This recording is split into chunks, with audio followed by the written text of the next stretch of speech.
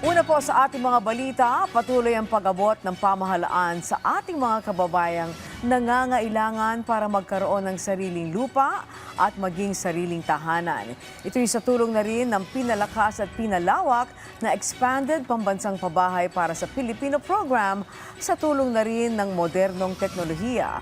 Ang sentro ng balita niyan, maya-maya lamang.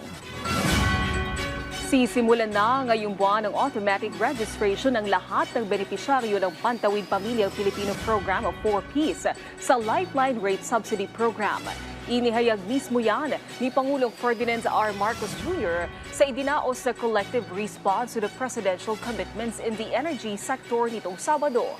Ayon sa Pangulo, gagawing mas malinaw ang patakaran at mas mabilis ang proseso para mabigyan ng electricity subsidy sa mga mahihirap na pamilyang Pilipino. Ikinalugod naman ng Pangulo ang pagsisikap ng pribadong sektor tulad ng Meralco para mabawasan ang gasto sa kuryente ng ating mga kababayang nangangailangan. Sa ilalim ng LSRP, ang 4Ps families na may konsumo ng 50 kWh o mas mababa pa ay maaaring makatanggap ng 100% na diskwento. As of November 2025, nasa 334,000 na consumers pa lang ang nakarehistro sa naturang programa o halos 11% lamang ng mga benepisyaryo ng 4Ps.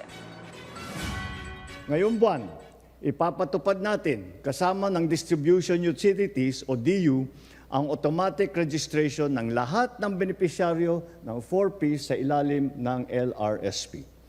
Ito ang uri ng pamamahalaang ating itinataguyod. Hindi dapat ang Pilipino ang naghahabol sa tulong. Ang tulong ang dapat ang lumapit sa mga Pilipino. Nagtakda kami ng bagong lifeline consumption threshold upang magiging patas ang pagbibigay ng diskwento. Anuman ang inyong DU at lokasyon.